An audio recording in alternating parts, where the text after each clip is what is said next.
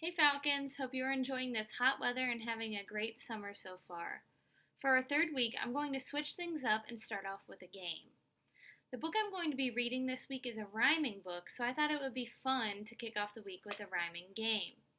This game is super easy to make, and I bet you have all of the materials at home. There should be no need to go to the store and buy materials. These are my favorite types of crafts and games because it saves me money and time. Before we get started, though, I want to talk about why rhyming is important. Well, it's one of the stepping stones to learning how to read. It's all a part of phonemic awareness. But wait, what's that? Well, phonemic awareness is simply learning about language, like the sounds and how they go together. Learning to hear the sounds and how to decode them.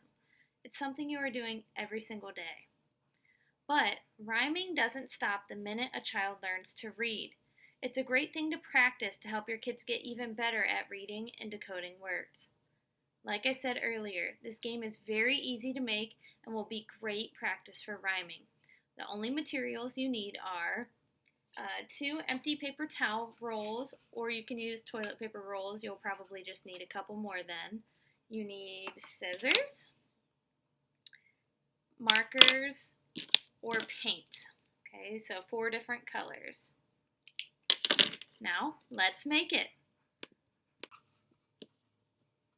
Divide your cardboard tubes in half and either cut them or eyeball them. If you have toilet paper rolls like I do, I cut them into thirds. You'll just need a couple more. So you will need 16 circles total. If you want, you can paint each half a different color, so you have 4 different colors of cardboard tube, with 4 in each. I'm going to skip this step and use markers instead, but let's move on and then we'll get back to that part. After your tubes have dried, if you painted them, cut each color segment into 4 different pieces. You'll have 16 different sections, 4 in each color. Since I didn't paint my tubes, I'm choosing 4 different color markers to use. Be any color you want. You want to divide your tubes into sets so that each set has 1 of each color. Use your marker to write your rhyming words. Each set will be 1 group of rhyming words. For example, clip, chip, hip, and dip. Write each word with a different color. Make sure you change up the rhyme for each set. I'm choosing word families from our upcoming book this week. My rhyming words are knock, rock, lock, sock. My next set is dream, stream, beam, cream. My third set is snitch, hitch, ditch, and witch. And my fourth set is load, road, flowed, and toad. You can use the same rhyming sets as me, or you can come up with your own. I already have most of my sets made. I just need to finish up the last one. As you can see, I have all my little cardboard tubes. I have my words written on them in different colors, and I just need to cut my last tube. So I'm going to bend it and cut it into 3 pieces.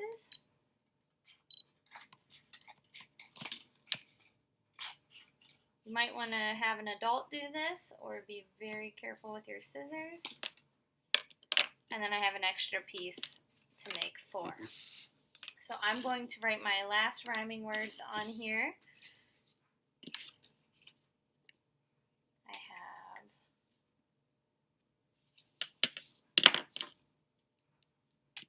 sock,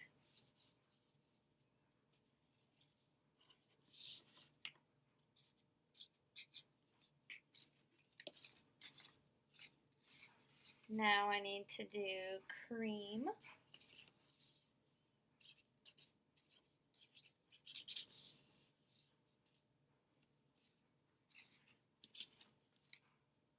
my next one is witch,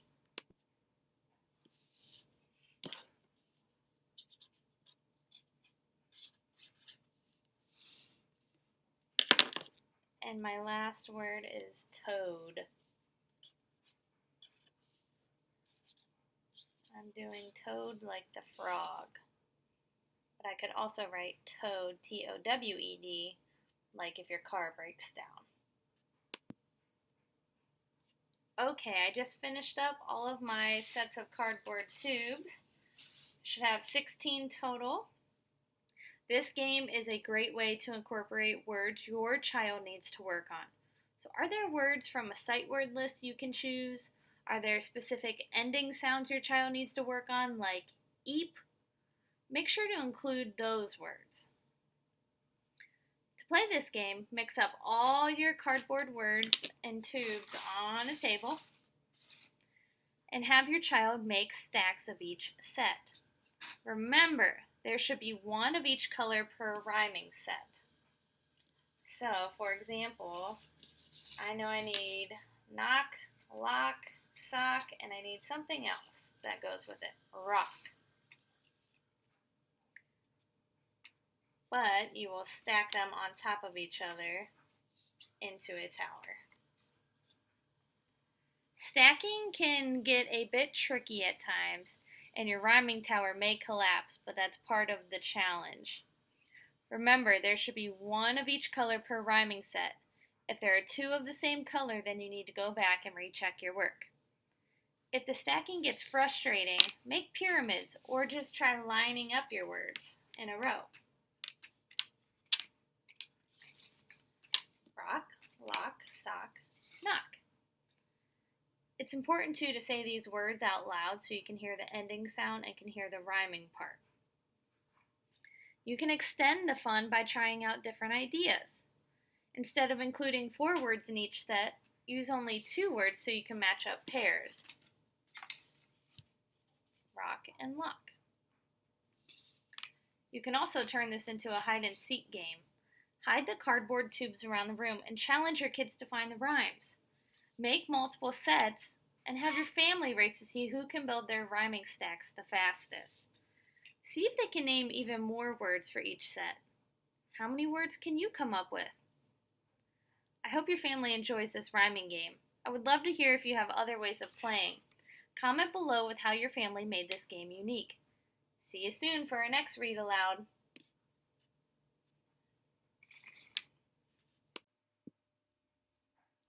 Before we dive into our book for the week, I want to scratch the surface.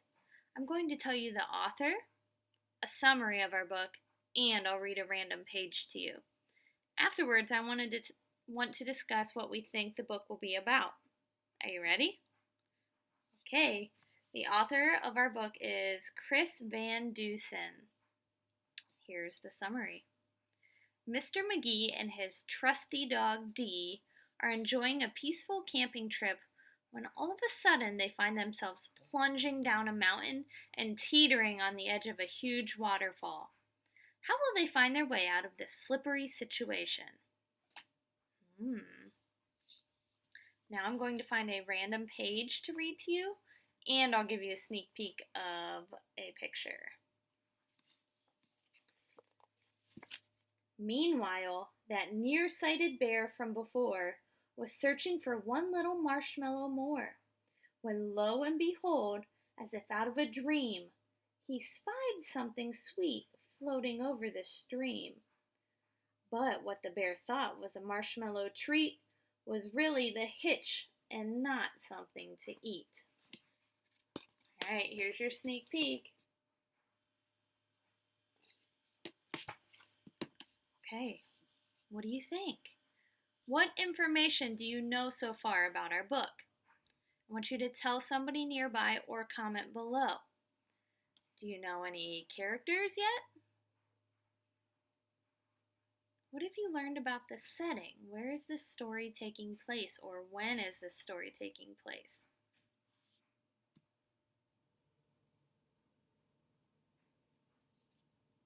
Is this book fiction or nonfiction? How do you know? I think this book is going to be fiction.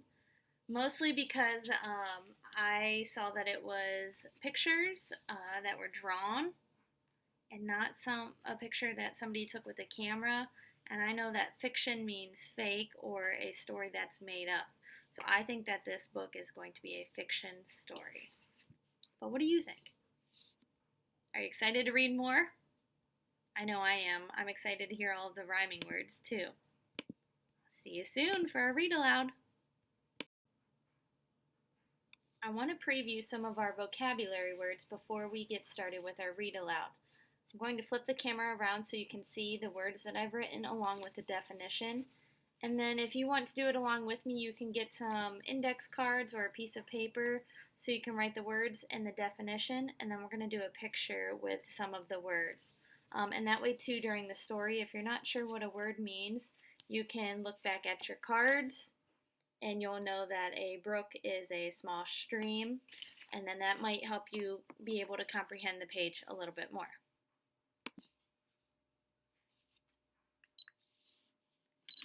Okay. Our first word for the week is quiver. Quiver means tremble or shake with a slight rapid motion. So if you want, go ahead and copy this word down along with the definition, and then you can draw a picture here so you know what quiver is, or an example of what quiver would look like. This kind of reminds me of the 4th of July when fireworks go off and dogs get really scared from the noise. They might quiver. And let me grab a brown marker so I can draw a dog.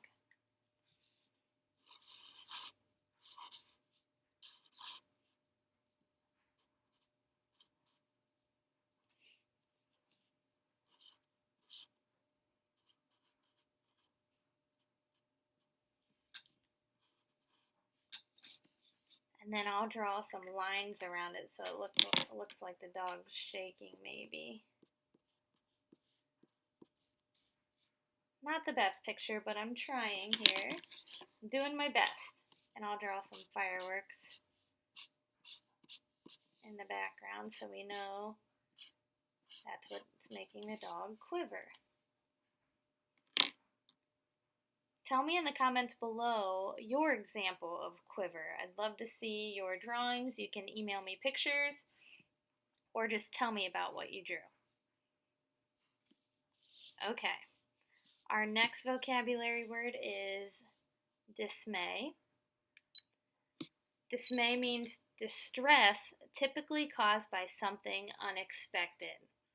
So again, this kind of reminds me of the 4th of July and the dogs not knowing that the fireworks are coming, and then they get super stressed out. You might see them panting. What are some other examples of dismay? Something unexpected happens and it causes distress. Tell me in the comments, what can you think of that would be a good example of dismay? This also could mean a feeling of fear, disappointment, shock, or even worry. I'm going to draw a school bus. And my example is we listened with dismay to the bad news that our field trip was canceled. That was really disappointing this year when we had to cancel our field trip. So I know it might have caused some dismay to some students, even teachers. And I'll write the word cancel.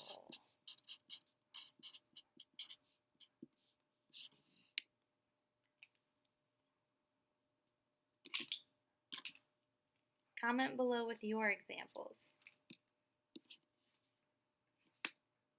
Our next word is ember. A small piece of burning or glowing coal in a dying fire. So you've probably seen embers before if you've had a campfire or if you've been to a bonfire. Maybe you've roasted food or have had a charcoal barbecue. So I'm going to draw my logs.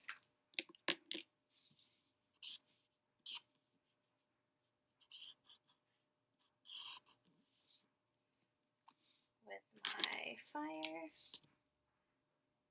Oh boy, I'm not the best drawer.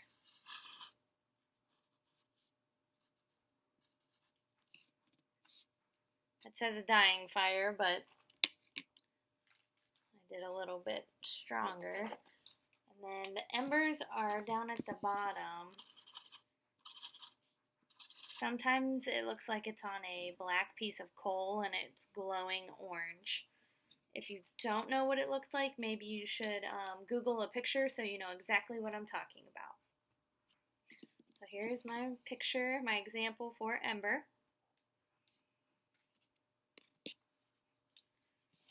Our fourth word is knoll. A knoll is a small hill or mound. There might be multiple, so we would say knolls. Oops. Okay, so it's just a small hill or mound, and we can do some grass.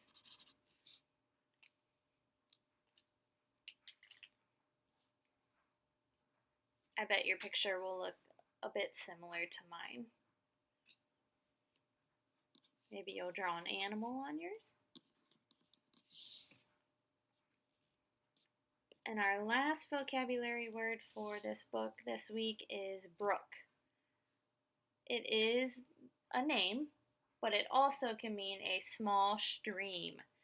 Maybe you have one of these in your backyard. You might call it something different like a crick or a creek. But in the book they use the word brook. So you know a brook is a small stream of water.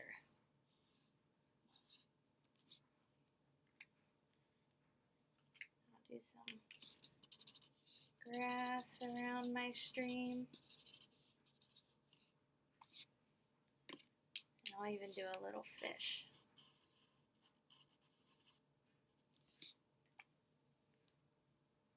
Okay, there it is. So our vocabulary words, once again, brook, a small stream. Knoll is a small hill or mound. Ember, a small piece of burning or glowing coal in a dying fire. We have dismay, distress typically caused by something unexpected. And quiver, tremble or shake with a slight rapid motion. So in our next video, I will start reading the book, but as I'm looking at these vocabulary words, can you find anything that is in common? Okay, I read you a page from the book, and I also told you the summary. So brook, knoll, ember, dismay, and quiver. What do you think this book is going to be about? What do you think is going to happen? Okay, I can't wait to dive in. Thank you for drawing along with me and getting familiar with these vocabulary words. See you soon.